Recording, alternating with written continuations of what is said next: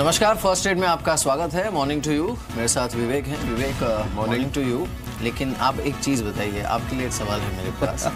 जो कल सेबी की सर्जिकल स्ट्राइक थी, आप सर्जिकल स्ट्राइक नाम दिया है हमने बिकॉज टेक्निकली वही किया है उन्होंने, एंड जो मिस्टर डोनाल्ड ट्रंप ने कहा है नॉर्थ कोरिया को लेकर, अब मेरे मन में ये सवाल आ रहा है कि सेबी का ऑपरेशन ज़्यादा बॉस्टअप था या मिस्टर ट्रंप की पॉलिसी कोरिया को लेकर, बिकॉज दोनों ही भारी पड़ रहे हैं मार्केट पर। एक में तो सिर्फ कुछ कहा गया है, दूसरे में तो एक्ट कर दिया है। एक्ट कर दिया, कहे 9,000 crore I think is the number जो हमने भी कल वी पुट इट आउट कि जिस तरह से जो वेल्थ है शेयर होल्डर्स की, जो एक झटके में खत्म कर दी है, बिना किसी प्रोब के, बिना किसी नोटिस के, बिना किसी एक्सप्लेनेशन या डिस्क्लोजर के कि आप ये कर क्यों नहीं। बिल्कुल, शेल कंपनीज कहते हैं, ये शेल कंपनीज है नहीं, सब तो शेल कंपनीज नहीं है, कई तो लिस्टेड कंपनीज है, इंस्टीट्यूशंस ने इन्वेस्ट किया है, म्यूचुअल फंड्स ने इन्वेस्ट किया है, आपकी खुद की स्टेट ओन्ड इंश्योरेंस कंपनी ने इन्वेस्ट किया तो शेल कैसे हो गए समझ नहीं आया। लेकिन वेल आई थिंक गवर्नमेंट को ज़्यादा डिस्क्लोजर करना चाहिए था, बताना चाहिए था मार्केट को कि क्यों ये कदम उठाया, क्यों करने जा रहे हैं। सिर्फ एक लाइन में कह के ये शेल कंपनीज हैं और आप जाके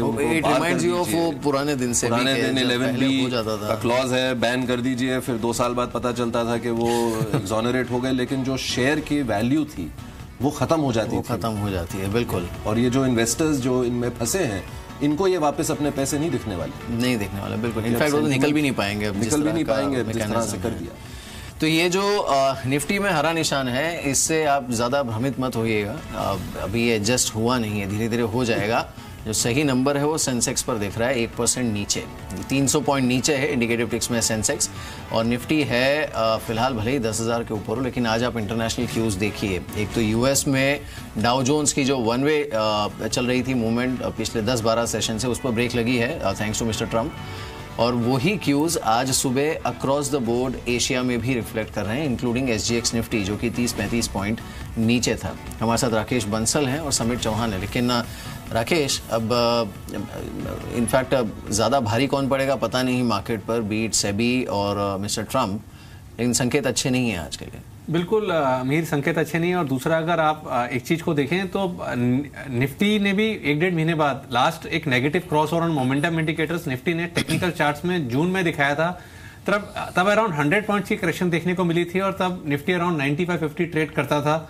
अब 10,000 के लेवल्स के अराउंड ट्रेड कर रहा है और कल 1-1.5 महीने बाद निफ्टी ने दोबारा negative cross over on momentum indicators दिखाया है। अब देखना यह है कि यहां से 100-150 पॉइंट्स की करेक्शन शॉर्ट टर्म में देखने को मिलती है कि नहीं मिलती है, बट डेफिनेटली एक कॉशियस रहने का समय है, क्योंकि बैंक निफ्टी में भी एक नेगेटिव क्रॉसओवर देखने को मिला है और नेगेटिव क्रॉसओवर के साथ बैंक निफ्टी में एक शॉर्ट टर्म चार्ट्स पे ब्रेकडाउन देखने को मिला है। स्टॉक स्पेसिफिकली अगर आप देखें तो PSU बैंकों के अंदर एक ब्रेकडाउन पहले से चल रहा था, कुछ कल प्राइवेट सेक्टर बैंक्स ने भी ब्रेकडाउन दिखाया, तो थोड़ा सा कॉशियस रहने का तो समय है। बिल्कुल कॉशियस रहना चाहिए और ये सही भी है। स्पेशली कल जिस तरह से इन्वेस्टर्स वे कॉट नैपिंग, उसके बाद तो ये और भी ज़रूरी है। लेकिन आज सुबह ट्रेड ओपन होने से पहले हमने कुछ आपको कॉल्स बताई थी जहां पर आज के लिए कम से कम आप नज़र रख सकते हैं। तो एक बार देख लेते हैं वो फास्ट मनी की कॉल्स कौन सी हैं।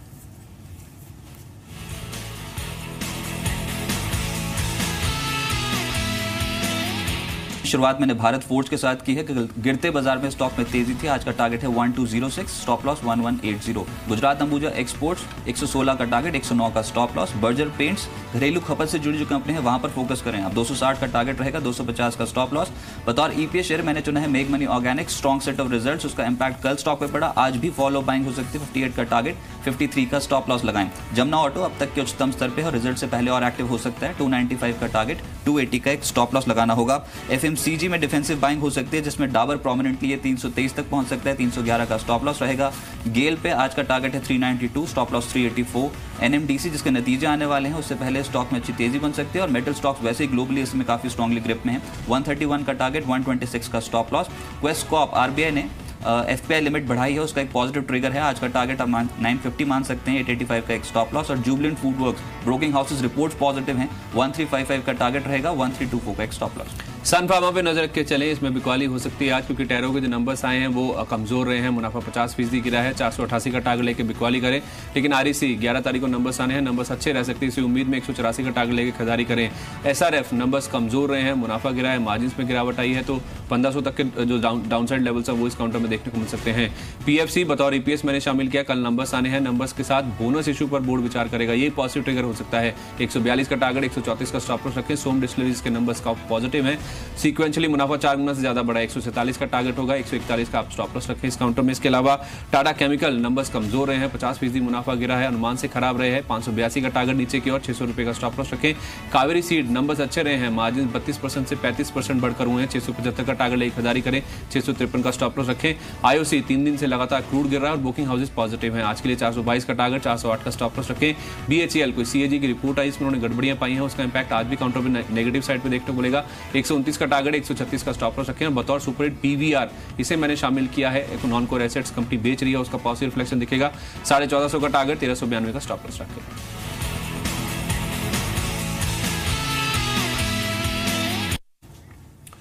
समित चौहान भी है हमारे साथ। समित, पिछले पूरे हफ्ते और उससे पहले भी 9980 का एक जो लोअर लेवल था वो था एक सपोर्ट जो कल टूट गया है। अब आप नए क्या सपोर्ट लेवल्स देख रहे हैं? देखिए, रिसेंटली जो मार्केट में रैली आई है 2-3 वीक से, एक अच्छी खासी रैली है, उसमें हमने ज़्यादा एग्रेसिवली इंडेक्स में पार्टिसिपेट नहीं किया। इनफैक्ट हमारा यही मानना था विद अ ब्रॉडर व्यू ये रैली इन्वेस्टर्स को यूज़ करनी चाहिए उनके प्रॉफिट्स बुक करने के लिए, क्योंकि इंडेक्स ने ऑलरेडी एक मैसिव रैली 6-7 महीनों में दी हुई है। सो कहीं ना कहीं एक ब्रीदर मार्केट में आ सकता है, वो टाइम करना डिफिकल्ट है। सो ऐसे टाइम पे आप जब आपको अपॉर्चुनिटीज मिलती है प्रॉफिट बुक करते चलिए। अभी अगर आप नियर टर्म से बात करें तो यस, कल जो एक इंपॉर्टेंट सपोर्ट था वो क्लोजिंग बेसिस पे ब्रेक हुआ है। Next supports would be around 9900 से लेके 9860 के आसपास चल रहे हैं, जो हमें लग रहा है कि आने वाले 2 दिनों में निफ्टी ये लेवल्स के आसपास एक बार करेक्ट हो सकता है। बिल्कुल। खैर, एक सवाल ये भी है कि आपको कितना रिस्क एवर्स होना चाहिए इस समय, मुनाफा वसूली कितनी ज़रूरी है, और साथ ही अगर आपके पोर्टफोलियो में अनफॉर्चुनेटली कोई ऐसा शेयर रह भी गया था जो कि कल बैन हुआ है, तो अब आपको करना क्या चाहिए। एक बार देख लेते हैं एटलीस्ट जो स्टॉक्स जहां पर खबरें हैं, जैसे सन फार्मा, टैरो के रिजल्ट्स के बाद आज सन फार्मा पर नज़र रखनी होगी। आप देखिए ये 3% नीचे है, 485 के आसपास। टाटा मोटर्स और आयशर के नंबर्स आने वाले हैं, उस पर बात करेंगे। लेकिन अब इस समय राकेश, सन फार्मा या फिर पूरा ही जो फार्मा स्पेस है, क्या वो थोड़ा रिन्यूड बाइंग इंटरेस्ट देख सकता है, सिंपली बिकॉज रिस्क एवर्जन है थोड़ा इस समय मार्केट में? देखिए अगर आप फार्मा में देखें तो ज्यादातर फार्मा काउंटर्स एक नेगेटिव रुझान के साथ ट्रेड कर रहे हैं। सन फार्मा ने अराउंड 492 493 के लोज बनाए थे नतीजों के बाद, वहां से एक अच्छा पुल बैक देखने को मिला था। आज वो लेवल्स टूटेंगे। बट दूसरी चीज अगर आप देखें मिहिर, तो टैरो जिसकी वजह से इतना पैनिक हो रहा है वो कुल 3.5% कल शायद डाउन था। सन फार्मा में अगर आप शॉर्टिंग करते हैं तो कोई नियर बाय स्टॉप लॉस नहीं है। फार्मा में दूसरी तरफ देखना चाहिए, जैसे सिप्ला नतीजों से पहले एक अच्छा ब्रेकआउट दिखा रहा है, और जहां मुझे लगता है कि 600 रुपए के स्तर सिप्ला में देखने को मिल सकते हैं नतीजों के बाद, वहां पे फोकस करना चाहिए। अरविंदो फार्मा एक पॉजिटिव टेक्निकल स्ट्रक्चर के साथ ट्रेड कर रहा है अहेड ऑफ रिजल्ट्स।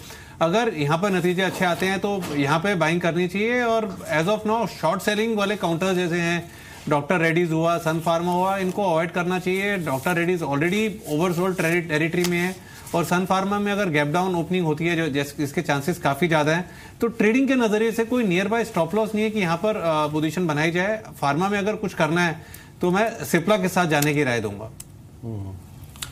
चलिए, दिवेन चोकशी भी हमारे साथ है। दिवेन, गुड मॉर्निंग, विवेक हियर। आपसे सबसे पहला सवाल, ये सेबी का जो मूव था और अब ट्रंप साहब जो कर रहे हैं अनाउंसमेंट्स, क्या ये जो एक करेक्शन की बात जो चल रही थी कि करेक्शन आएगा, क्या अब आप मानते हैं कि ये अब आ जाएगा अगले 2-3 दिनों में thanks to these 2 events? Good morning Vivek. Well, I think जो सेबी ने सबसे पहले जो मूव लिया है, आई थिंक मैं ऐसा मानता हूँ कि though the move has been taken with due consideration, but मेरे ख्याल से मार्केट को थोड़ा पार्ट इंटीमेट करके बाद में ये मूव लेना जरूरी बनता था। Because as we understand many of this companies के जहाँ पे मार्जिन फंडिंग की पोजीशन बनी है, I think promoters and some of the investors have pledged this shares. तो अचानक की कंपनी को आप स्पेशल कैटेगरी में ट्रांसफर करते हो तो डेफिनेटली आई थिंक उसकी जो कोलेटरल वैल्यू है वो जीरो हो जाती है। As a result of which, I think it creates an unnecessary risk in the market of selling, which is coming into the market. I think SEBI को एक चीज के ऊपर ध्यान देना जरूरी बनता है कि फाइनेंस मार्केट को इस इक्विटी मार्केट के साथ में जब भी लिंक रखा है तो फाइनेंस को इक्विटी मार्केट के बाद नहीं करने देना चाहिए. I think if you want to give lending against shares on margin funding, वो मार्केट प्लेटफॉर्म पे ही आना चाहिए. आई थिंक ये चीज रेगुलेटर ध्यान में रखे तो अच्छा रहता, otherwise it can create another NSCL kind of an episode into the market place. So maybe this is going to have some temporary effect as far as I think the fall in the market is concerned. Some genuine investors might get victimized due to this particular abrupt move that may have taken place. So ये थोड़ा concern तो जरूर बनता है. But market को जैसे आपने बताया कि करेक्शन आना जरूरी था, तो करेक्शन मार्केट ले रहा है. मैं मानता हूँ कि इतना लंबा करेक्शन मार्केट के अंदर नहीं है, क्योंकि जिस हिसाब से जुलाई मंथ के अंदर जो म्यूचुअल फंड के अंदर नए फंड्स आए हैं, मेरा ऐसा मानना है कि I think those funds are waiting for buying into the market which is experiencing a fall और अ करेक्शन. तो any fall of any degree in individual stocks particularly I think उसके अंदर बाइंग के एक अच्छी अवकाश में समझता हूँ, अच्छी एक अपॉर्चुनिटी समझता हूँ. तो I think investors should not panic.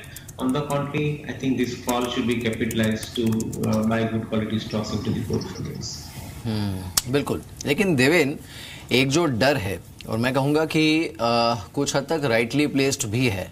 कल क्लोजिंग आते आते जो हमारे सोर्सेज ने हमें खबर दी थी MCA और SFIO के सोर्सेज से, वो यही थी that this list could actually expand.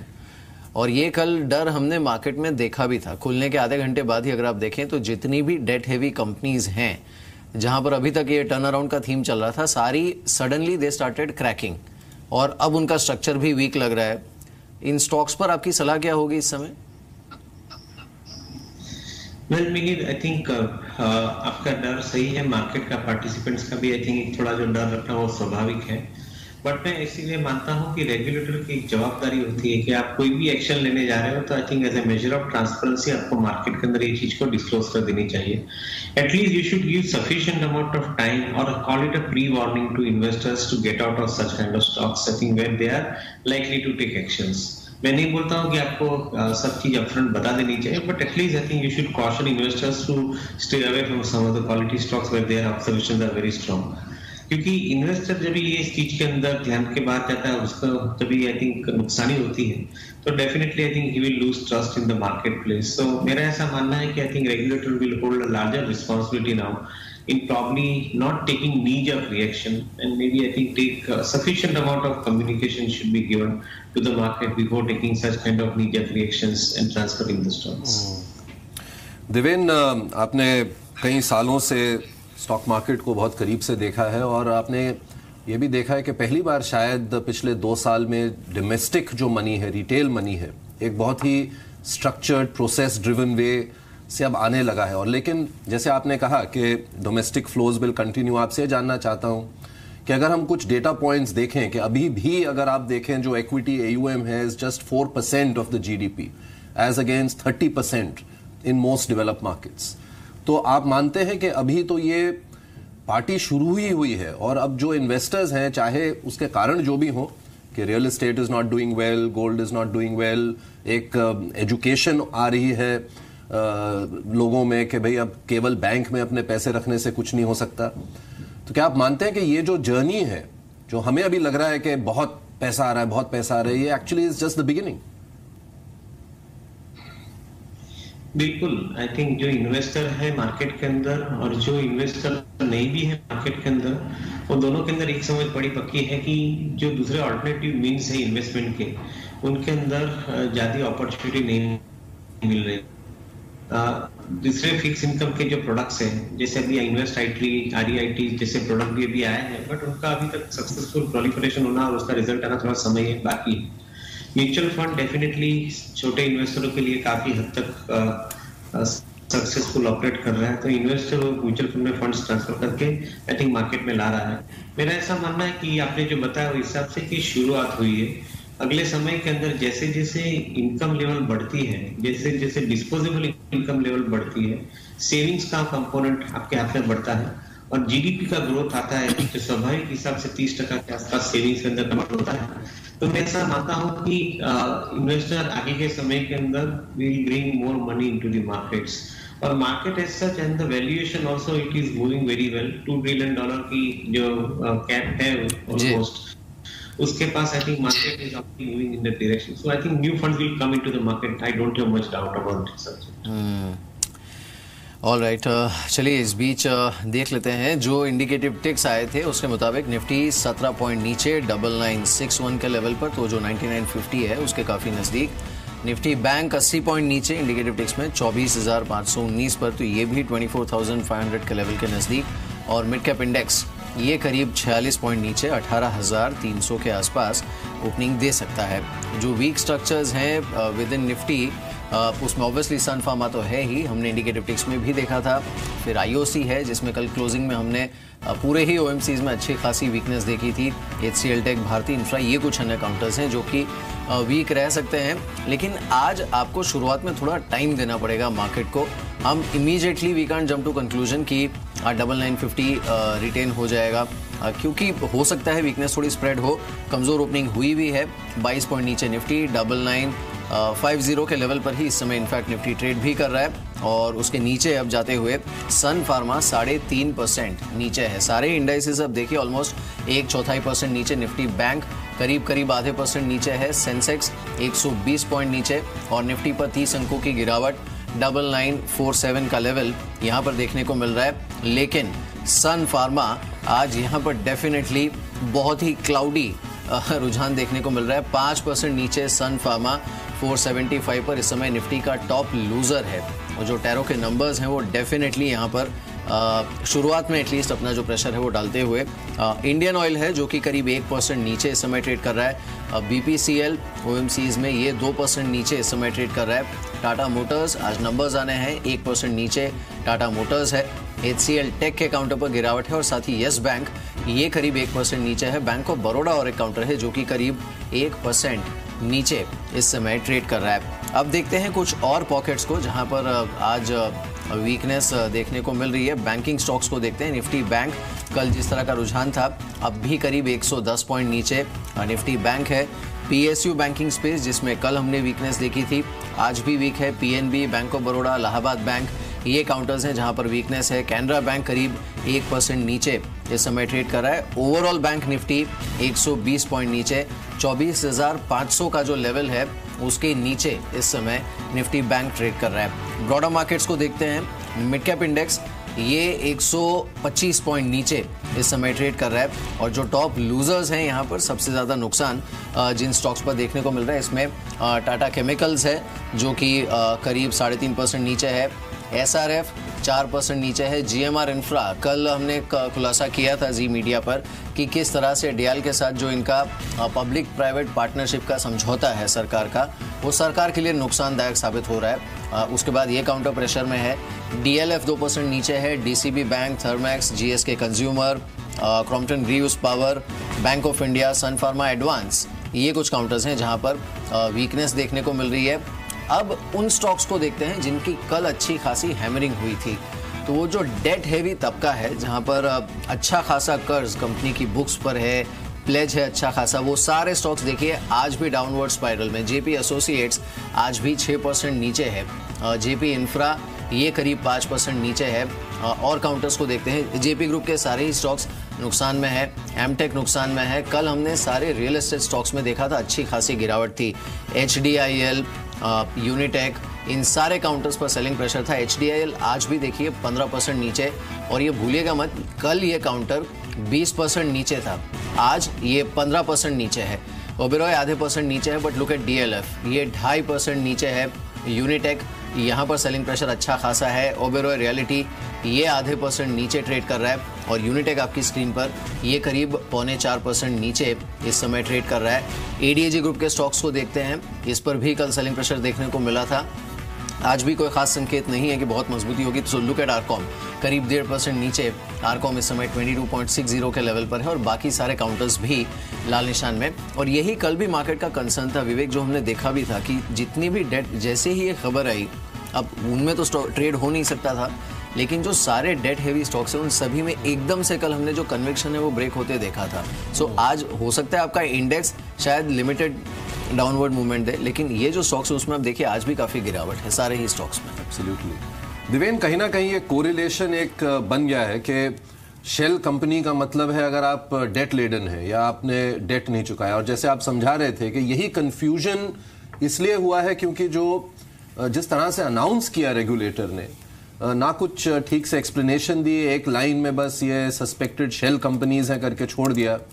और ख़ासकर आप देखिए जिस तरह से बैंक्स, PSU बैंक्स के शेयर्स हैं जो वीक है, जैसे मीर ने कहा डेट लेडन जो कंपनीज हैं जिस तरह से वो इतने प्रेशर में कल से आ गई हैं, इस पर आप क्या कहेंगे? सर, आई थिंक थोड़ा कंसर्न डेफिनेटली आई थिंक रहेगा, बट नहीं मानता हूँ कि इन्वेस्टर को इतना पैनिक होना है, क्योंकि जो कंपनी के अंदर डेट ज्यादा है उनकी आई थिंक पूरी मार्केट के अंदर है। ये जो शेल कंपनीज के नाम जो दिए गए हैं, मैं ऐसा समझता हूँ कि उसके अंदर I think some of the companies have been manipulating the stock prices of the underlying securities और somewhere. So of course I think इतना डिटेल में क्लैरिफिकेशन सेबी के पास भी नहीं आया, but we generally believe that I think these are some of the companies where I think the companies and the promoters are suspect, I think for some or the other reason, including for the debt related balance sheet that they have had in last so many quarters or months or years maybe. So I think उसका एक definitely implication market के अंदर आता है, but जैसे मैंने पहले ही बताया कि रेगुलेटर को थोड़ा केयरफुल लेके ये चीज को बताना जरूरी बनता है। आई थिंक इन्वेस्टर को पैनिक थोड़ा कम करना रहेगा इस समय के अंदर, ऐसा मैं मानता हूँ। खैर वो जो आप कह रहे हैं देवेन, लेकिन वो पैनिक अब एक बार देख लीजिए आप HDIL को, आज 14% नीचे, कल 20%, इस पूरे हफ्ते में आई थिंक ये ऑलमोस्ट 40% नीचे है। अब DLF में नुकसान है।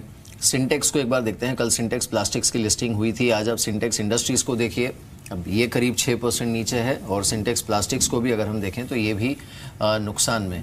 अब ये सडनली ना राकेश, ये इस तरह के जो स्टॉक्स हैं and then they never become headline, पर ये सेंटिमेंट अच्छा खासा स्पॉइल कर देते हैं फॉर द ट्रेडिंग कम्युनिटी। अभी इन्वेस्टर का तबका ठीक है, वो तो अपना देखेगा और ले भी लेगा, वैल्यू बाय करेगा, but what about the stocks, क्योंकि यहीं पर हम बहुत ज़्यादा एक्शन देख रहे थे। देखिए मिहिर, काफ़ी पैनिक है मार्केट में। जैसे अभी शो की शुरुआत में विवेक ने भी मेंशन किया था, जो शेल कंपनीज को लेके बैन करा गया है, इसमें आप देखें तो कुछ कंपनीज वो भी हैं जो डिविडेंड देती हैं, और जैसे भी आपने मेंशन करा कि हाई डेट, जैसे अब JP, यूनिटेक, ये डेट से फाइट कर रही हैं, दूसरी तरफ डिविडेंड तो दूर की बात है। तो जिस तरीके से इनमें फॉल आ रहा है, तो मार्केट में कहीं ना कहीं घबराहट है कि कहीं इनका भी कहीं नाम ना आ जाए इस तरीके से। तो एक पैनिक सेलिंग टाइप की देखने को मिल रही है। तो यहाँ पर एक क्लैरिटी मीर काफी जरूरी है।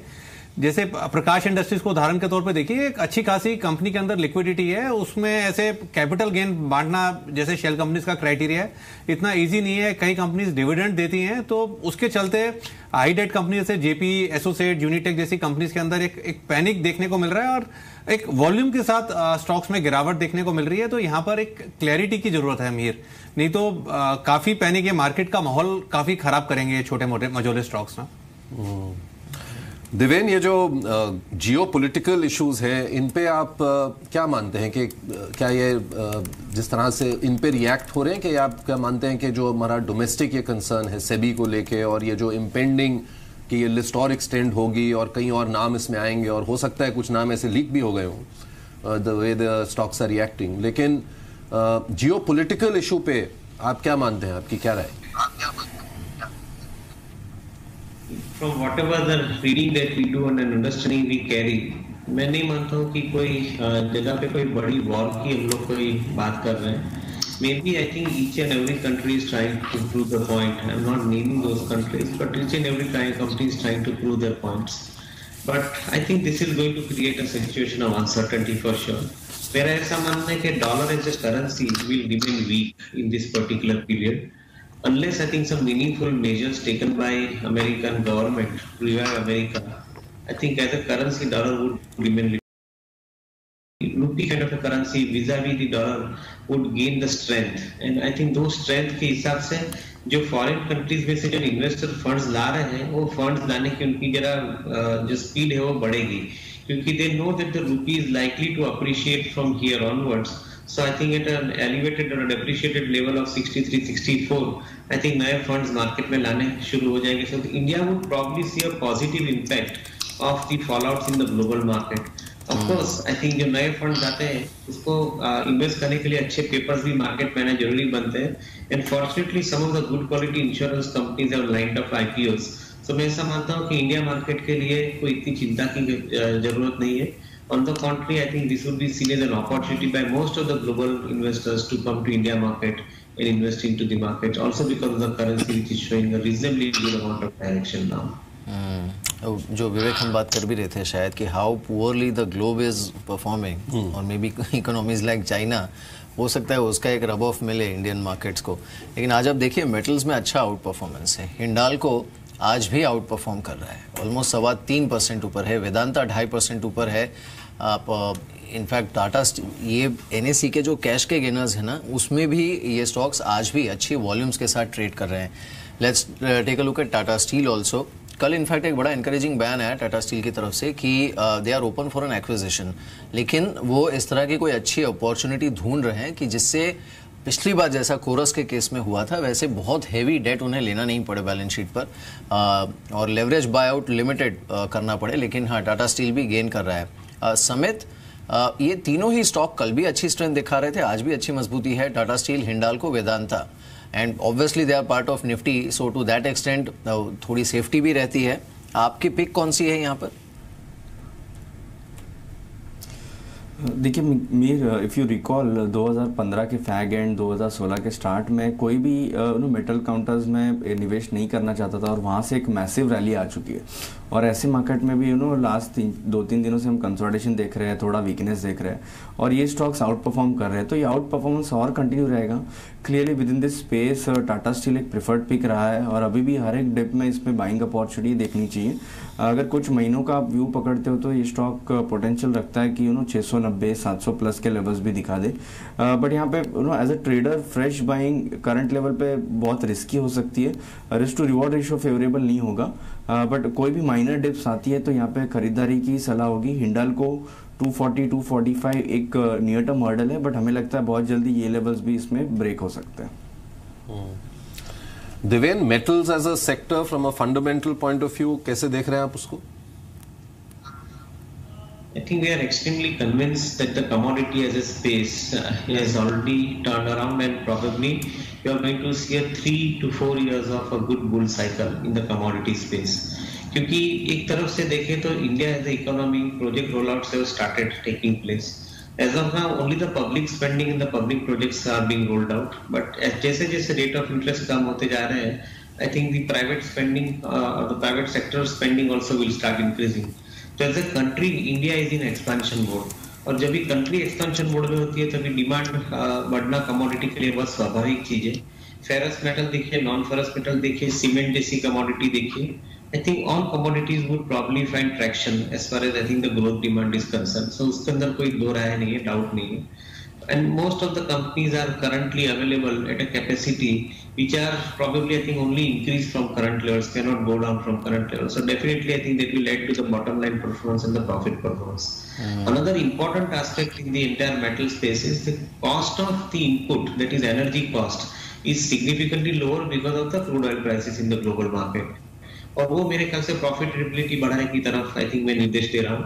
तो एक तरफ वॉल्यूम ग्रोथ, दूसरी तरफ प्रॉफिटेबिलिटी ग्रोथ। आई थिंक मेरे ख्याल से metal as a sector and commodities in general, मैं ऐसा मानता हूँ कि there is the sweet spot and maybe I think 3 to 4 years of bull run can be expected out of this space. Maybe correction in the stock prices would be the time to buy into of the opportunity. इस बीच markets intraday लो पर हैं खुलने के बाद। खैर अभी खुला है लेकिन निफ्टी 50 पॉइंट नीचे है, 9927 का लेवल है, लेड बाय सन फार्मा जो कि ऑलमोस्ट 3.25% नीचे है। लेकिन आज जिन लेवल्स के आसपास सन फार्मा ट्रेड कर रहा है, अगर आप एडजस्टेड प्राइस देखें तो ये पिछले 3.5-4 साल के सबसे निचले लेवल पर इस समय ट्रेड कर रहा है। औरबिंदो फार्मा है जो कि 2.5% नीचे है और डॉक्टर रेड्डीज ये भी 2% नीचे। तो पूरा ही जो फार्मा स्पेस है वो आज अच्छा खासा सेलिंग प्रेशर देख रहा है। एज अ पैक अगर आप देखें, रियल एस्टेट और एक है जिस पर काफ़ी सेलिंग देखने को मिली है। जेपी ग्रुप के स्टॉक्स हैं सारे ही जिस पर अच्छा खासा सेलिंग प्रेशर है। बाकी जो हाई डेट स्टॉक्स हैं इन सब पर ये वो तबका है जो कि काफ़ी हद तक सेंटिमेंट को डैमेज कर रहा है। और एक कंसर्न है आईसीआईसीआई बैंक और इंडिया बुल्स हाउसिंग फाइनेंस को। आप देखिए ये दोनों, आईसीआईसीआई बैंक 290 के लेवल पे है ऑलमोस्ट, और इंडिया बुल्स हाउसिंग फाइनेंस इसने 1170 का लेवल हिट किया है आज, ये 0.25% नीचे इस समय ट्रेड कर रहा है। हमारे साथ अब वीके शर्मा भी जुड़े हैं, उनसे बात करते हैं। Sharma ji, morning to you. कल भी इनफैक्ट आपसे बात हो ही रही थी। ये जो सेंटिमेंटल डैमेज तो सेबी ने कर ही दिया, अब आगे जो होना है वो होगा। अब कंपनी शेल है कि शेल के बाहर है और कितनी गड़बड़ इन्होंने की है ये तो बाद में पता चलेगा, लेकिन कंपनी बाद में शेल में गई, फिलहाल तो इन्वेस्टर को ही शेल में डाल दिया है सेबी ने। जी, विडंबना यही है मिहिर की, देखिए कि ये जो कंपनियां उनमें, और कल इस डिसीजन की वजह से मार्केट कैप के अंदर 1,35,000 करोड़ रुपए हमारा मार्केट गंवा चुका है। यानी कि जो ओवरऑल जो पैसा था उससे 10 गुना ज्यादा। तो ये ध्यान रखना चाहिए कि एक लिस्टेड कंपनी एक अलग केटल ऑफ फिश है, और उसको अटैक करने का तरीका ये है कि आपको सावधानी से करना पड़ता है कि आप जो एंटीबायोटिक यूज कर रहे हैं उसके अंदर वो जो कीटाणु हैं जिनको मारने की कोशिश कर रहे हैं वो तो मरेंगे, लेकिन जो आम आदमी, आम इन्वेस्टर, छोटा इन्वेस्टर, जिसको बचाने की सेबी की सबसे बड़ी जो एक रिस्पॉन्सिबिलिटी है वो भी मरता है। तो ये बिल्कुल ध्यान, जबकि ऐसी चीजें थी सेबी के पास जिसको यूज कर सकता था ट्रेड टू ट्रेड में डालने का। और सीधी बात, एक क्वेश्चन ये उठता है कि जो ट्रेड मिहिर महीने में एक बार पहले मंडे को हो सकता है प्योर मार्जिन के साथ, जितनी भी आपने मार्जिन रखी है उनके साथ अगर वो एक दिन हो सकता है तो अन्य दिन क्यों नहीं? तो ये कुछ ऐसे क्वेश्चंस हैं जिनका अगर उठाया जाता सही ढंग से तो इन्वेस्टर को बचाया जा सकता था। हाँ, जो कदम है सफाई का, वो सभी लोग जो टैक्स पे नहीं करते हैं, जो किसी न किसी प्रकार से झांसा देते हैं, उनको बाकायदा उन पे पेनल्टी होनी चाहिए और एक ऐसी उनके ऊपर होनी चाहिए, उनको सजा मिलनी चाहिए जिससे कि बाकी लोगों के लिए एग्जाम्पल रहे। लेकिन ये जो है इसमें जिसको आप बचाने जा रहे हैं और उससे ज्यादा नुकसान कर बैठे हैं, इसको, इस पूरी प्रक्रिया को मेरे ख्याल से सोचने की, समझने की आवश्यकता है आगे। इनफैक्ट मिस्टर शर्मा, प्रॉब्लम वही है कि आप प्रोमोटर और कंपनी के जो शेयर होल्डर हैं उनको डिस्टिंग्विश करना जरूरी है। गलती अगर प्रमोटर ने की है तो आप उनको हैंग करिए। एक झटके में इस तरह से बिना डिस्क्लोजर के, बिना समझाए कि क्या उनके अगेंस्ट मिला है, शेयर होल्डर्स का नुकसान हो गया। शायद आप यही पॉइंट एक दूसरे अंदाज से कह रहे हैं। बिल्कुल बिल्कुल बिल्कुल। इसमें एक और लॉसा, मैं एक बात कहना चाहूंगा कि अभी भी ऐसे मैकेनिज्म है रेगुलेटर के पास कि आप प्रोमोटर का स्टेक को फ्रीज कर दीजिए। आप वो जो सस्पेक्टेड मार्केट के एलिमेंट हैं जो इसको चला रहे हैं, जो आप समझ रहे हैं कि गलत फायदा उठा रहे हैं सिस्टम्स का, उनके स्टॉक को एक बार फ्रीज कर दीजिए। Let the trading happen with in the margin जो आप लगाना चाहते हैं। तो ऐसी प्रक्रिया थी जिससे इनको साइडलाइन करके, जिस तरह से हम एक ऑपरेशन करते हैं बाईपास का, हार्ट का ऑपरेशन हो सकता है, तो ये तो स्टॉक मार्केट तो छोटी सी चीज है। और दिक्कत इस बात की भी हो रही है शर्मा जी के ये तो चलिए 331 कंपनीज में डैमेज हो गया, जैसे आपने कहा 160 लिस्टेड भी थी, लेकिन अब जो डर एक बैठ गया है, जो मिहिर भी कह रहे थे सुबह के, बाकी और कौन से ऐसी कंपनियां हैं, और अब वो स्पेकुलेशन शुरू हो गई है कि क्या ये टाइप की कंपनियां अगले लिस्ट में आएंगी, और इस करके जो एक फियर या पैनिक जैसा साइकोसिस क्रिएट हो गया है, वो मेरे ख्याल से और भी डेट्रीमेंटल है। क्योंकि अब कई बाकी जो सेक्टर्स हैं, बैंक्स ले लीजिए, रियल एस्टेट ले लीजिए, इन पर, या जो हाई डेट कंपनीज हैं, just having high debt in itself is not a crime, लेकिन जो काइंड ऑफ प्रेशर जो आ रहा है उस पर, सही बात है, मेरे ख्याल से वो ज्यादा जो डैमेज कर सकता है।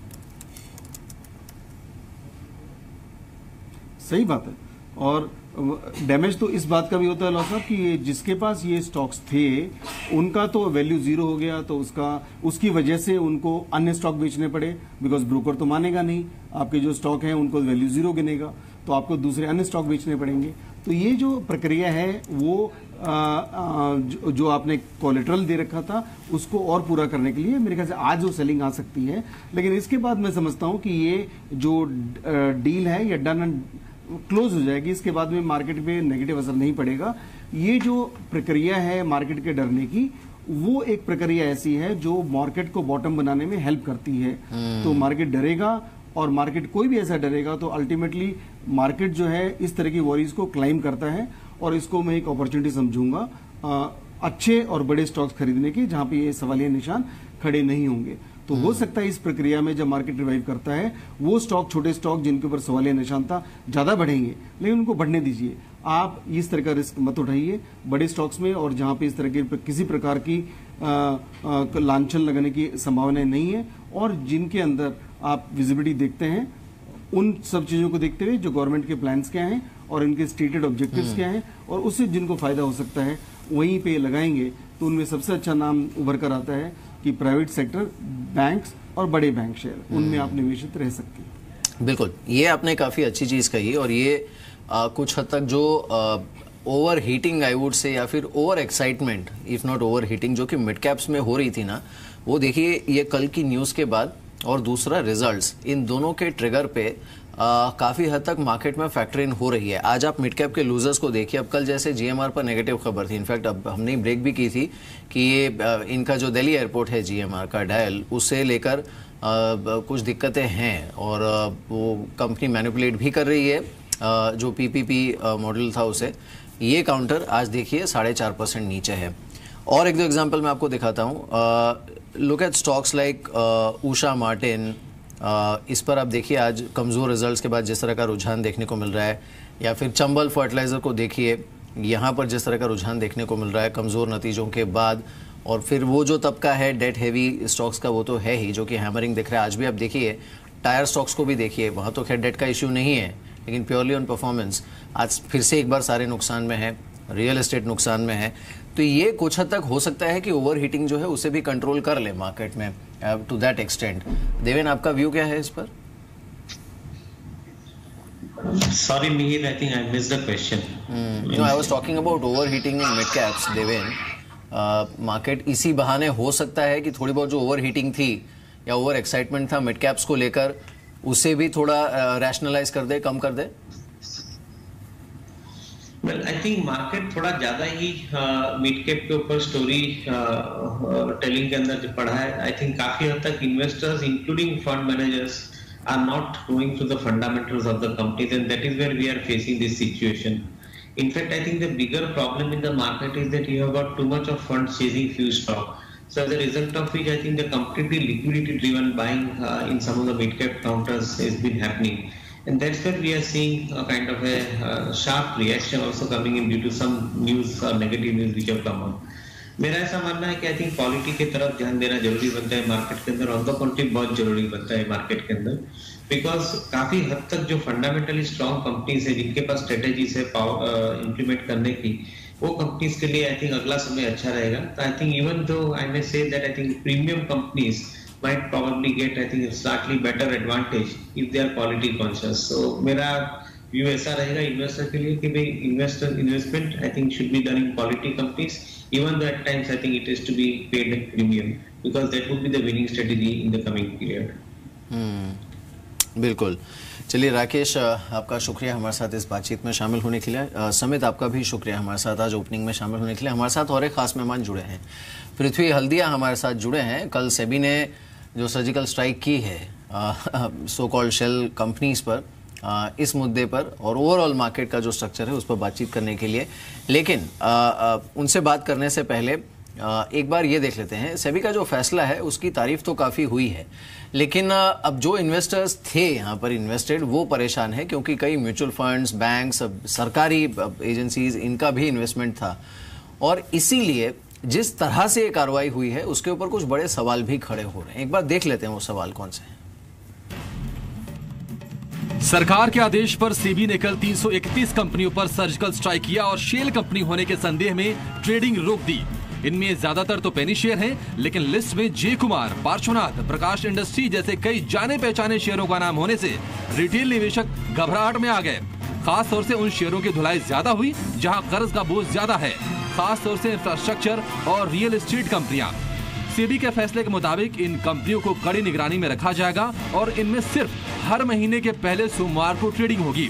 सेबी का ऑपरेशन क्लीन वाकई काबिले तारीफ है, लेकिन इन कंपनियों में पैसे लगाने वाले छोटे निवेशक हैरान परेशान हैं और फैसले पर कुछ बड़े सवाल भी उठ रहे हैं। छोटे निवेशक अब इन शेयरों से कैसे निकलेंगे? परेशानी ये है कि अगर पुराने भाव से ऊपर का भाव नहीं डाल सकते तो खरीदार क्यों आएगा? छोटे निवेशकों के ब्लॉक हो चुके पैसे अब कैसे मिलेंगे? महीने में एक दिन ट्रेडिंग खोलने और 200% के मार्जिन के पीछे क्या तर्क है?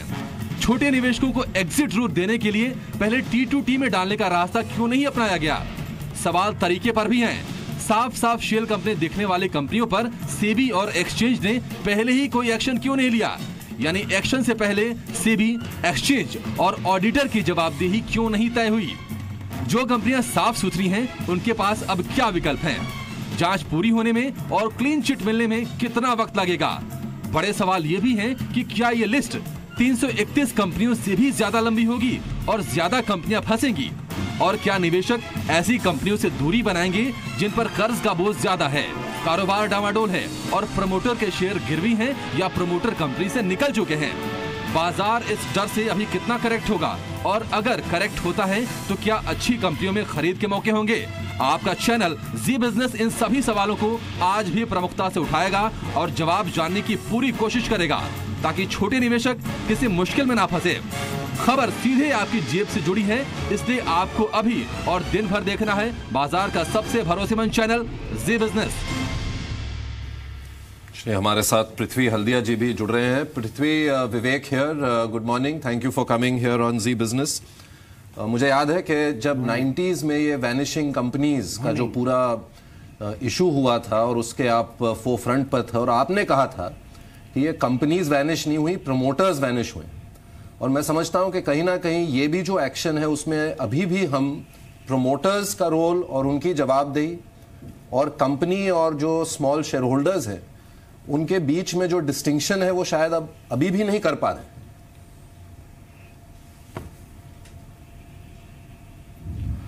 आपने सही कहा कि वो जो 3,911 कंपनीज आई थी 92 से 96 के बीच में, उसमें 80 से 85% कंपनीज की ट्रेडिंग ख़त्म हो गई थी उस समय। और तब भी मैंने कहा था वैनिशिंग कंपनीज नहीं है, वैनिशिंग फंड्स हैं, वैनिशिंग प्रमोटर्स और एक्शन होना चाहिए। अनफॉर्चुनेटली 20 साल से ऊपर हो गए, 25 साल हो गए, पर कोई ख़ास एक्शन नहीं हुआ है।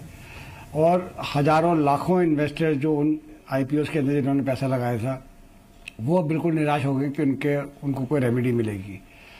जहाँ तक इस ऑर्डर की बात है, ये एक बहुत ही अहम और बहुत ही मेजर ऑर्डर है। नॉर्मली सेबी का जो प्रोसेस होता है उसके अंदर एक इंक्वायरी होती है, एक नेचुरल जस्टिस के लिए कॉल किया जाता है दूसरी पार्टी को, और उसके बाद एक स्पीकिंग ऑर्डर इशू होता है। मुझे ऐसा लगता है, I have no basis to say this because I am not privy to any information, पर मुझे ऐसा लगता है कि सेबी, एक तो पावर ऑफ डेटा इंडिया के अंदर अब हमको ज़्यादा समझ में आएगा कि डेटा बेसिस जो कई सारे हैं सरकार के पास वो इंटीग्रेट हो रहे हैं और उनसे निकलकर कुछ ऐसी इन्फॉर्मेशन आ रही है जो कि काफ़ी दुखदायक है इन अ सेंस। तो मुझे ऐसा लगता है कि सेबी ने जब ये एक्शन लिया है तो यही सोच के लिया है कि इन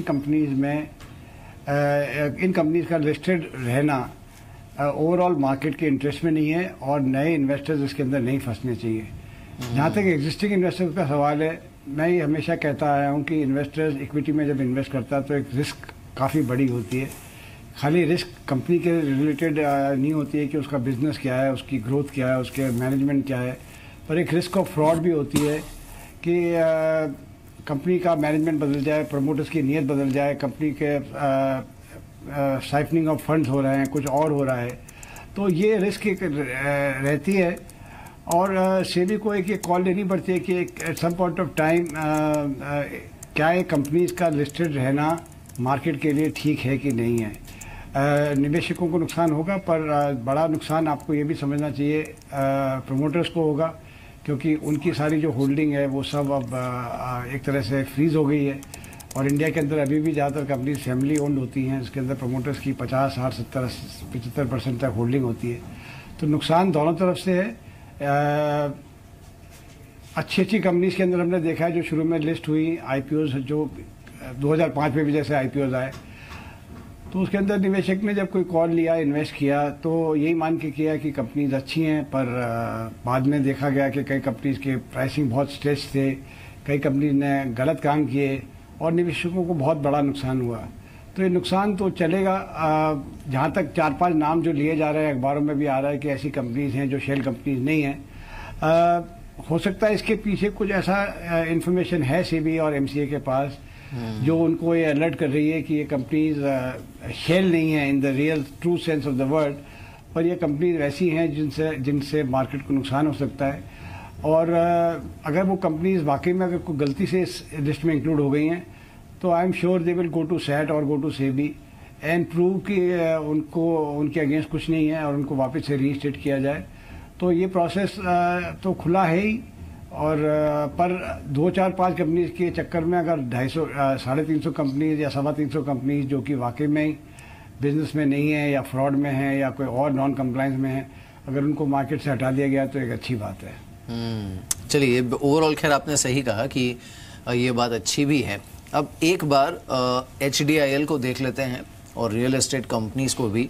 और शर्मा जी, इनफैक्ट मैं आपसे यही पूछना भी चाहूँगा कि देखिए, ये सारी चीज़ जो हुई है, कल सेबी ने जो कार्रवाई की, बैंक्स की तरफ से जो कार्रवाई हो रही है, अब इसमें एक कॉमन कॉज जो है वो कहीं ना कहीं ओवरऑल जो कंपनीज हैं जो कि लिस्टेड हैं, जिसमें इन्वेस्टर्स हैं, उनकी सेहत सुधारना भी है। और अगर वो नहीं हो सकता है तो कम से कम उन इश्यूज़ का जल्द से जल्द निपटारा करना भी है कहीं ना कहीं।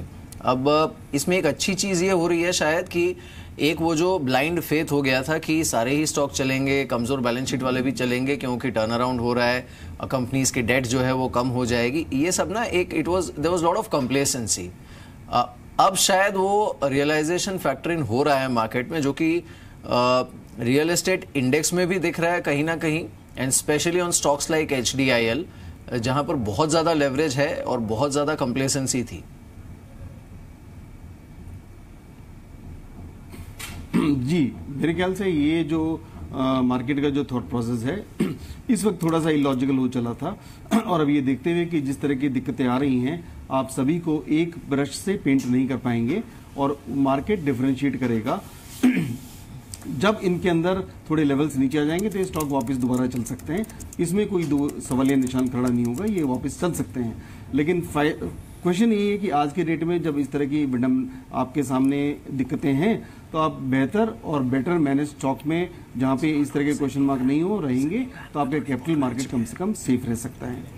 एक मैं टिप्पणी करना चाहूंगा इसको डिस्कशन बनाने के लिए, जो हल्दिया साहब ने बोला और जो आप विवेक ने पूछा था कि 92 के बाद जो कंपनियां गायब हुई थी, तो उसके पीछे मैं फिर चाहूंगा, ये बड़ा मुद्दा है, आप ध्यान से सुनिएगा सर, कि सेबी ने जब कंट्रोल ऑफ कैपिटल इश्यूज खत्म हुआ और उसके बाद में सेबी नया आया और सेबी खुद नया था, तो उन्होंने एक बड़ा मेजर चेंज किया था। उन्होंने ये किया था कि प्राइवेट सेक्टर बैंक, कोई मर्चेंट बैंकर बन सकता था कैटेगरी 1, कैटेगरी 2, कैटेगरी 3 और कैटेगरी 4, और कैटेगरी 1 को सिर्फ 1 करोड़ रुपए देना था हाईएस्ट, उसकी अगर नेटवर्थ 1 करोड़ है तो आप कैटेगरी 1 बन सकते हैं। जो 4th कैटेगरी थी एडवाइजर की, वो 5 लाख रुपए की थी। ऐसे वक्त में आपने जो कैनरा बैंक, जो ANZ ग्रीनलीज, JM फाइनेंशियल, जो उस वक्त के लीडिंग मर्चेंट बैंकर्स थे, और स्टेट बैंक ऑफ इंडिया, उन सबको आपने एक लाइन में खड़ा कर दिया। ये सबसे बड़ा डिसीजन था जो गलत साबित हुआ था, जिसकी वजह से इस तरह के इश्यूज आए जो गायब हुए। अगर ये आप ये उस वक्त रखते थे कि इसके अंदर एक जो नया मर्चेंट बैंकर है वो आने के पहले जरा ध्यान रखेगा कि इसके अंदर पुराना एक्सपीरियंस होना चाहिए, और आप कैटेगरी वाइज पहले कैटेगरी 4 बनेंगे, फिर आप एक्सपीरियंस के साथ कैटेगरी 3 टूर जाएंगे। तो ये जो खुला जो छोड़ दिया गया था, वो एक प्राइमरी रीजन था जो किसी भी स्टडी ने आज तक नहीं बताया है। मैं मार्केट में उस वक्त भी था और आज भी हूं, पर ये बात की जो है असली में सुनवाई नहीं हुई है कि मुख्य कारण क्या था, और मैं समझता हूं यही कारण था। अगर आप इन्वेस्टिगेशन करेंगे तो पाएंगे इस तरह के प्रेशर ने, मर्चेंट बैंकिंग के प्रेशर ने इस तरह के इश्यूज को लेकर आए जो नहीं आने चाहिए थे। पृथ्वी, क्या आप मानते हैं कि जो डिस्क्लोजर रेगुलेटर या गवर्नमेंट की तरफ से हो सकता था इसमें, जैसे आपने नोमेनक्लेचर की बात की, शायद वर्ड जो गलत यूज हो गया, शेल, सबको ही शेल डिक्लेयर कर दिया, क्योंकि चलो अब ये भी ग्रांट कर लेते हैं कि that could have been an error in the way the word was put, suspicious हो सकता था, शेल प्लस सस्पिशियस हो सकता था, उसको छोड़ देते हैं। लेकिन क्या आप मानते हैं कि दो चीजें, एक मिस्टर शर्मा ने पहले कहा कि जो एग्जिट रूट है, जैसे आप शुरू में कहीं जो जेड कैटेगरी जो कंपनियां हैं वो भी सस्पेक्ट होती हैं, आप उनको डालते हैं उस पर, ट्रेड टू ट्रेड पे डालते हैं उनको, इस तरह से एक प्रोसेस, खासकर जो लिस्टेड कंपनीज हैं जहां पर डिविडेंड पे आउट हो रहे हैं, म्यूचुअल फंड्स ने इन्वेस्ट किया है, इंश्योरेंस कंपनीज ने इन्वेस्ट किया है। तो कहीं कहीं आपको लगता है कि जिस तरह से जो एक हैंड होल्डिंग हो सकती थी, आप बता सकते थे, थोड़ा ज़्यादा डिटेल्स, ज़्यादा इन्वेस्टिगेशन करके आप एक डिसीजन और एग्जिट रूट में भी एक थोड़ा बेटर दे सकते थे आप स्मॉल इन्वेस्टर्स को? नहीं, आपकी बात बिल्कुल सही है कि छोटा निवेशक जो है वो बिल्कुल फंस गया है, उसको एग्जिट रूट इन कंपनीज में अभी नहीं दिख रहा है। पर ये एक रिस्क है जो कि हर एक निवेशक को लेनी पड़ती है, और ख़ास करके वो निवेशक जो बिना समझे सोचे खाली मार्केट मोमेंटम पे, या ये प्राइस कम लग रही है, या SMS मैसेजेस आ रहे हैं कि by this today it will double by tomorrow, जो इस तरह के बेसिस पे इन्वेस्ट करता है, उसका अगर नुकसान होता तो मुझे कोई हमदर्दी नहीं है उसके लिए। 5-7 कंपनीज अगर मान लिया जाए कि वो बिल्कुल क्लीन हैं और शेल कंपनीज के डेफिनेशन में नहीं आती हैं, उनको अगर हटा दें तो बाकी 325 कंपनीज के अंदर अगर सेबी ने ये एक्शन लिया है तो कम से कम ये तो इंश्योर किया है कि आगे चलते इन कंपनीज के अंदर कोई निवेशक नहीं फंसे। और क्योंकि इन कंपनीज के अंदर हमने देखा है कि प्राइस मूवमेंट भी बहुत ज़्यादा रहा है, और जो एडवाइस और टिप्स पे जो खरीदते हैं उनको अगर नुकसान होता है, क्योंकि इक्विटी मार्केट एक रिस्की मार्केट है, इसके अंदर आप जैसे मैंने कहा कि आप रिस्क कई तरीके लेते हैं, और आपको निवेश करना है तो आपको कुछ सोच समझ के, कंपनी के बारे में समझ के, सेक्टर के बारे में, प्रमोटर का ट्रैक रिकॉर्ड, ये सारा समझ के ही आपको इन्वेस्ट करना चाहिए। जहाँ तक कि आपने इंस्टीट्यूशनल इन्वेस्टर्स की बात की है, इंस्टीट्यूशनल इन्वेस्टर्स भी हम ये मान के चलते हैं कि सारे के सारे बहुत ही ज्ञानी और सही डिसीजन लेते हैं। हमने पीछे देखा है कि किस तरह से टेक्नोलॉजी फंड्स क्रिएट हुए थे, म्यूचुअल फंड्स के कई सारे, उन्होंने IT कंपनीज के अंदर अंधाधुंध पैसा लगाया, और आज वो उनकी NAV इतने सालों बाद भी, जबकि मार्केट इतना ऊपर है, कई फंड्स की NAV 1 रुपया है, 2 रुपया है, 2.5 रुपया है। तो इंस्टीट्यूशनल इन्वेस्टर्स भी गलत डिसीजन लेते हैं। कई सारे IPOs के अंदर उन्होंने पैसा लगाया 2005-2006 के अंदर, और वो कंपनीज में 10%, 15%, 20%, 40% फॉल हुआ। तो इंस्टीट्यूशनल इन्वेस्टर्स की गलती भी रहती है, वो भी गलती करते हैं। और अगर आपने एक कंपनी में इन्वेस्ट किया है विदाउट प्रॉपर ड्यू डिलीजेंस, उसके बावजूद भी हो सकता है कि आपने ड्यू डिलीजेंस किया, उसके बाद नीयत बदल जाए मैनेजमेंट की, प्रमोटर्स की, या कंपनी के अंदर कुछ ऐसा हो जाए कि कंपनी का परफॉर्मेंस खराब हो जाए, तो वो रिस्क आपको लेना पड़ेगा। पर एक चीज़ जो सिग्नल जो आजकल समझ में आ रहा है वो ये है कि एक जो स्लो एंड पेनफुल जो प्रोसेस था कि आप पहले इंक्वायरी करेंगे, फिर एग्जिट करेंगे, फिर आप 1 साल का नोटिस देंगे, वो सारा जो चलता था, और कंपनी उस दौरान के अंदर कुछ भी कर सकती थी, या लोन्स का था कि आप बिल्कुल डिफॉल्टर हैं पर आप रीस्ट्रक्चर कराए जा रहे हैं। तो एक सिग्नल जो नया दिखने में आ रहा है वो ये है कि सब्सटेंसिव और क्विक एक्शन लिया जाएगा against companies who are either wilful defaulters और who are playing the equity markets और who have no business to be in the listed space.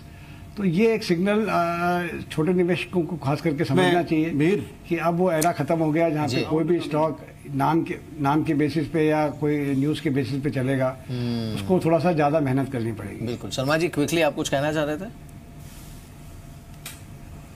हाँ, मैं कहना चाहता हूँ, और शर्मा जी का जो मर्चेंट बैंक का पॉइंट था, जो भी करना चाहिए स्विफ्टली करना चाहिए, बाकायदा करे। सर मैं कह रहा था स्विफ्टली बिल्कुल बाकायदा करे। आप प्रोमोटर की इक्विटी को फ्रीज कर दीजिए।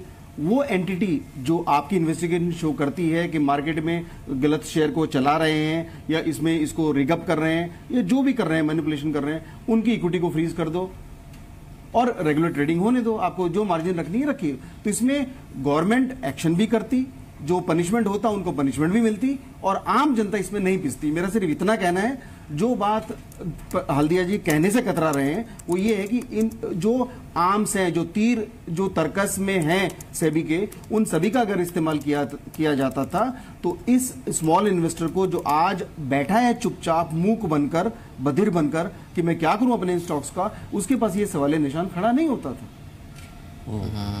क्या ये बात सही भी है, और ये कुछ हद तक एक कंसर्न रहा भी है कि शायद मे भी थोड़ा ज़्यादा ही अग्रेसिव स्टांस यहाँ पर रेगुलेटर ने ले लिया। इस बीच HDIL पर भी एक बड़ी खबर आई है। काउंटर वैसे ही काफ़ी दबाव में है, इनकी एक सब्सिडरी जो है वहाँ पर डिफ़ॉल्ट हुआ है। बात करने के लिए हमारे साथ कंपनी के MD सारंग वधावन इस समय मौजूद हैं। Mister Wadhawan, morning to you. शुक्रिया इस बातचीत में शामिल होने के लिए। Now because we understand that एक जो सब्सिडरी है उसके खिलाफ शायद NCLT में प्रोसीडिंग्स इनिशिएट हुई हैं, there has been a default, आप इस पर क्या क्लैरिफिकेशन देना चाहेंगे? Can you throw some light on this? See, the fact is that this application made by the bank was done whilst we were talking to them regarding the one-time settlement. There was no option for them to remove it at that given point in time. However, now because of the Supreme Court order that there is a settlement, the application can be withdrawn. We are currently talking to the bank. We have also approached the appellate authorities to try and get a stay on the order of the NCLT. But keep in mind that this entire thing has been an issue caused due to the income tax attachments of the accounts of the company, where all deposits which were made were taken away by the income tax rather than the banks being funded out. So there has been an issue with regards to the accounts being attached, and that is the reason why there was a default. However, we are sorting it out. The parent company is also stepping in and ensuring that the entire debt of the subsidiary is taken care of over the next couple of months. So right now, Sarang, what is the status? और साथ ही क्योंकि proceedings जो है वो already NCLT में है, तो एक तो ये जो गुरु आशीष कंस्ट्रक्शन जो कि आपकी सब्सिडरी है, उनके पास ऑनगोइंग प्रोजेक्ट्स कितने हैं और उनका स्टेटस क्या है इस समय? Guru Ashish ke andar there is only one project, which is a Goregaon project, where there is construction currently going on. That project is covered by a court order where there can be no repercussion on that project, even if NCLT appoints an IP. As far as the customers are concerned, there is no issue there. However, on the company, there is a tax liability because of which the attachment was done. That is being taken up in the income tax appellate tribunal. We are very confident that we will make sure that we win out there in the tax tribunal and this demand is taken care of and the accounts of the company are opened up. Once that happens, the entire debt default, whatever has taken place in the subsidiary, will be taken care of. तो सारंग एक बात बताइए आप, एक तो जो default था उसकी रकम क्या थी या वो कितने करोड़ का था, एंड सेकेंडली जो टोटल आउटस्टैंडिंग डेट है इस समय उसको सर्विस करने की स्थिति क्या है? Are you speaking to banks? उनकी तरफ से क्या कंसर्न्स रेज हुए हैं? No, the banks are comfortable with us. The banks are comfortable with the fact that we are approaching them for the OTS. We are already negotiating with them. The company has enough cash flows to ensure that once the project continues, the cash flows will be enough to take care of the demand of the bank. But because of the attachment of the income tax, we are unable to deposit money into the account. If we were able to deposit the money into the account, we would have been able to service the entire debt of the bank. However, we are working towards getting the entire thing sorted out, the attachment removed through the ITAT. Once we are able to do that, this entire debt issue will be taken care of. Alright, चलिए सारंग बहुत बहुत शुक्रिया हमारे साथ इस बातचीत में शामिल होने के लिए, and all the best for coming quarters. लेकिन शर्मा जी, आपने सुना अब ये HDIL तो खैर एक एग्जाम्पल है। इसी हफ्ते देखिए वेल्थ इरोजन किस तरह का हुआ है, 40% गिरा है काउंटर इसी हफ्ते। जो सफाई दी उन्होंने वो कितनी कन्विंसिंग है?